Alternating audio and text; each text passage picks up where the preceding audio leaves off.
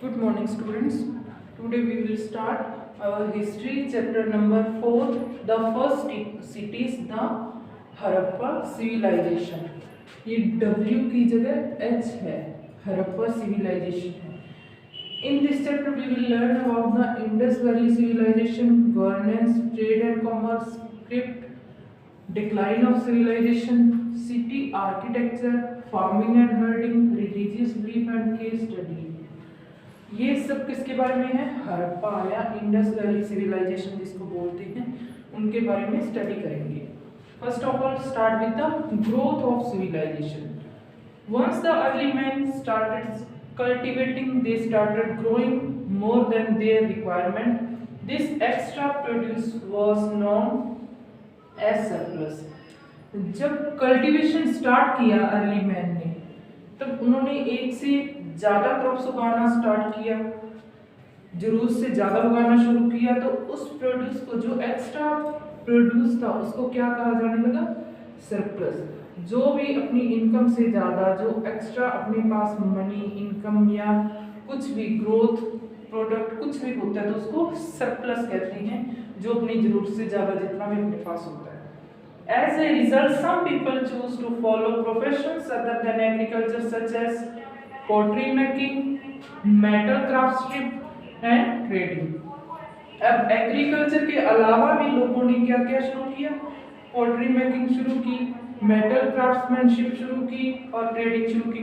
कोई पोट्री बनाई, कोई पोट्स बनाए, बर्तन बनाना जैसे मिट्टी के बर्तन बनाते हैं, कुछ क्राफ्ट्स जैसे मेटल के क्राफ्ट्स बनाए और ट्रेडिंग, उन चीज़ों का व्यापार शुरू किया. With the emergence of new skill and new professions, some of these villages gradually start developing into towns. अब इन नई स्किल्स के साथ कुछ गांवों का क्या हो गया? वो डेवलप होना शुरू हो गए और वो एज ए टाउन जाने लगे. People exchange their surplus product with other towns and thus emerged the trading system.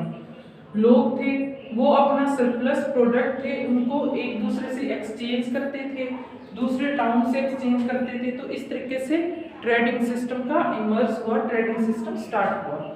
The development of the town culture is generally what is seen as the beginning of the civilization. अब town culture का development कैसे हुआ? जो civilisation के starting में जो चीज दिखती है वो उसका टाउन कल्चर की बिगनिंग है. Some of the examples of earliest civilization, the bank of rivers are. ये सिविलाइजेशन थे वो नदी के किनारों पर स्टार्ट हुए, वहां पे इनका बिगनिंग हुई थी, डेवलपमेंट हुआ था. कौन कौन सी है? जैसे इंडस वैली सिविलाइजेशन, ये इंडस रिवर के किनारे पर हुई थी इंडिया में.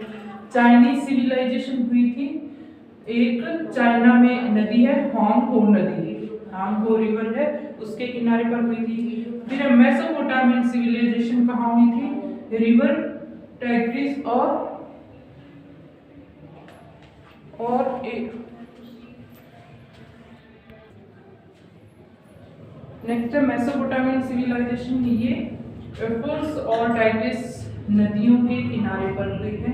फिर है इजिप्टियन सिविलाइजेशन, ये नील नदी है अफ्रीका में, उसके किनारे पर डेवलप हुई है.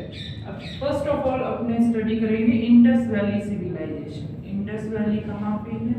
इंडिया में है, रिवर इंडस है, उसके किनारे पर. The first discovery of early cities in the Indian subcontinent were made by the Rai Bahadur Dayaram Sahni in 1921. सबसे पहले इन सिटीज की डिस्कवरी किसने की थी? राय बहादुर और दयाराम साहनी ने 1921 में की थी. He discovered the ruins of an ancient city at Harappa. अब उन्होंने क्या डिस्कवर किया था कि किस तरीके से एक हड़प्पा नाम की सिटी को रून कर दिया गया था, कैसे वो तबाह हो गई थी, बर्बाद हो गई थी. This is located in the Montgomery district of the Punjab, now in Pakistan. ये कहाँ पे है? अब तो पाकिस्तान में आती है ये हड़प्पा. पहले कहाँ थी? पंजाब के एक डिस्ट्रिक्ट में थी. और रिवर रावी, एक रावी नाम की रिवर है, उसके किनारे पर थी. रिवर रावी है जो इंडस नदी की ट्रिब्यूटरी है. इंडस रिवर की सहायक नदी है रावी. तो इसके किनारे पर एक हड़प्पा नाम की एक संस्कृति मिली थी, एक सिविलाइजेशन मिली थी। Another archaeologist R D Banerjee discovered another ruins about 400 kilometre downstream at the bank of river. एक और आर्कियोलॉजिस्ट है R D Banerjee.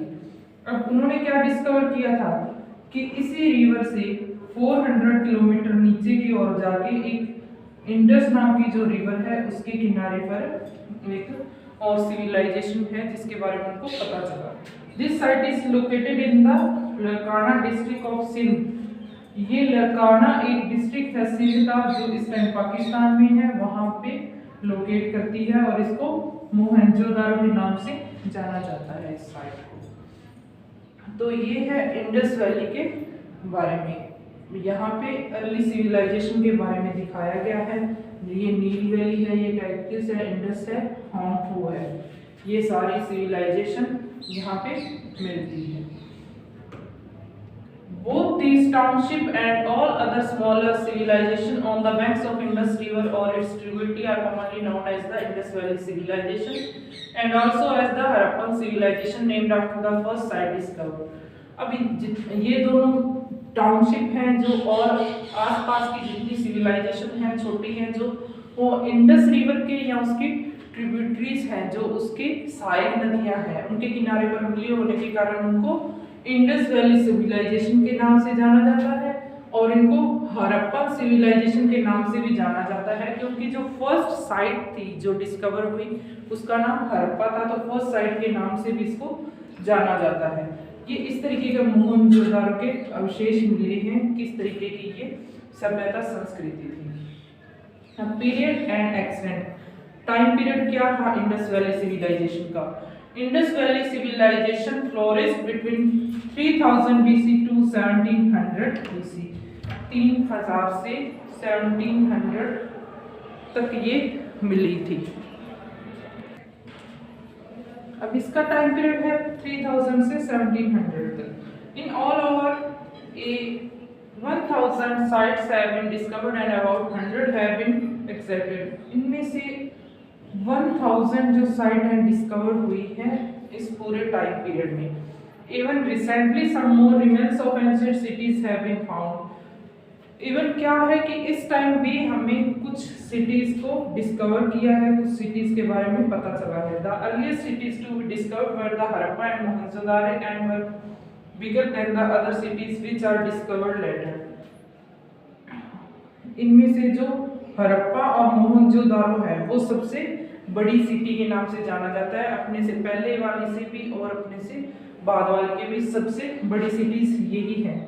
The other areas which have been accepted are Kosi इन सिंध, और इसके अलावा जो जो सिटीज मिली हैं कोसी है ये सिंध में है, लोथल है, सुरकोतड़ा है, धोलावीरा है गुजरात में, कालीबंगा है राजस्थान में और रोपड़ है पंजाब में। ये सारी सिटीज इनको डिस्कवर किया गया है।